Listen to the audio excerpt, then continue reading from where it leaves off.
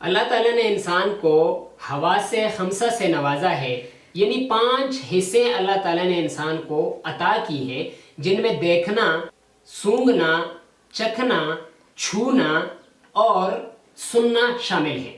یہ 5 حصے ہیں۔ ایک اور چھٹی حص ہوتی ہے جس کے بارے میں ہم کتابوں میں بھی پڑھتے آ رہے ہیں، سنتے بھی آ رہے ہیں، انگلش میں اس کو گٹ فیلنگز بھی کہتے ہیں۔ آیا یہ چھٹی حص کہاں موجود ہوتی ہے؟ واشنگٹن یونیورسٹی کے ریسرچرز کے مطابق چھٹی حص انسان کے دماغ کے اندرونی حصے میں موجود ہوتی ہے، اور یہ خطرے کے وقت انسان کو متحرک کرنے کی ذمہ دار ہوتی ہے۔ ہم چھٹی حص کو عام زبان میں اندازہ لگانا بھی کہتے ہیں۔ یہ انسان کی تیسری آنکھ بھی کہلاتی ہے۔ 2 آنکھیں تو ظاہر نظر آتی ہیں، لیکن یہ بظاہر نظر نہیں آتی، اور یہ انسان کو پیشگی اطلاع دیتی ہے۔ ہم کہتے ہیں کہ فلاں بندے کا اندازہ بہت تیز ہے، وہ یہی چھٹی حص ہوتی ہے کہ اس کو وقت سے پہلے خطرے کا احساس ہو جاتا ہے۔ مثال کے طور پہ جب ہم بازار میں جا رہے ہوتے ہیں بہت بھیڑ میں، اور ہمیں پیچھے سے کوئی آواز دے، وہ آواز ہم صحیح طریقے سے سن نہیں پاتے، لیکن پھر بھی ہم پیچھے مڑ جاتے ہیں، ہم محسوس یہ کر لیتے ہیں کہ ہمیں کسی نے آواز دی ہے۔ یہ ہمیں جو محسوس کرواتی ہے، یہ وہی چھٹی حص ہوتی ہے۔ بعض اوقات ہمیں محسوس ہوتا ہے کہ ہمیں کوئی دیکھ رہا ہے، ٹھیک ہے، غیر فطری طور پہ، اور ہم ادھر ادھر جب نظر ڈالتے ہیں، ہم نے کسی کی آواز بھی نہیں سنی، کسی نے ہمیں بلایا بھی نہیں ہے، لیکن ہمیں کچھ محسوس ہو جاتا ہے کہ ہمیں کوئی بلا رہا ہے۔ یہ ہماری یہی چھٹی حص ہمیں کام دیتی ہے۔ اب بعض لوگوں کی چھٹی حص بہت تیز ہوتی ہے، اور بعض لوگوں کی بالکل نہیں ہوتی، بعض لوگوں کی نارمل ہوتی ہے۔ محققین کے مطابق مضبوط چھٹی حص کے حامل افراد جذباتی اور نفسیاتی استحکام اور اندرونی طور پر خوش اور مضبوط ہوتے ہیں۔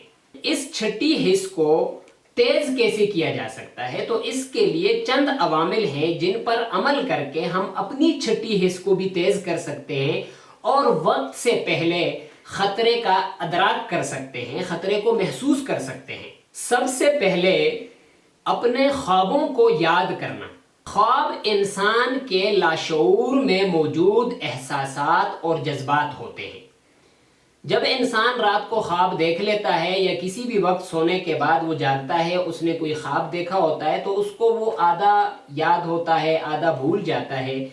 تو آپ جتنا اپنے خوابوں کو یاد کرنے کی پریکٹس اور کوشش کرتے رہیں گے، اس سے آپ کا لاشعور تیز ہوتا جائے گا۔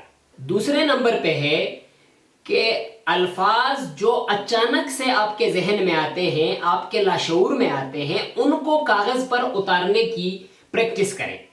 لاشعور میں آنے والے کچھ تخیلات، کچھ الفاظ، کچھ تصویریں، ان کو کاغذ پر اتارنے کی پریکٹس کرنے سے بھی آپ کی چھٹی حص تیز ہو سکتی ہے۔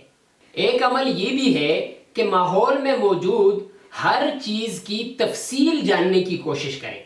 اس سے آپ کو باریک بینی کی پریکٹس ہو جائے گی، اور آپ کا لاشعور، آپ کی چھٹی حص تیز ہوتی جائے گی۔ ایک اور عمل یہ ہے کہ جب آپ کسی سے بات کر رہے ہوں تو بات کرتے وقت مخاطب کے الفاظ کے ساتھ ساتھ اس کے چہرے کے تاثرات کو بھی میچ کرتے جائیں، اس کے چہرے کے تاثرات کا بغور جائزہ لیں، اس پر غور فرمائیں، تو بھی آپ کی چھٹی حص تیز ہوتی جائے گی، کیونکہ بات کے ساتھ ساتھ چہرے کے تاثرات بھی بدلتے جاتے ہیں۔ انسان کا رویہ، اس کا لہجہ جب بدلتا ہے تو اس کے ساتھ اس کے جسمانی، اس کے چہرے کے، آنکھوں کے اور ہر قسم کے تاثرات بھی بدلتے ہیں، تو آپ ان تاثرات کو بھی سمجھنے کی کوشش کریں۔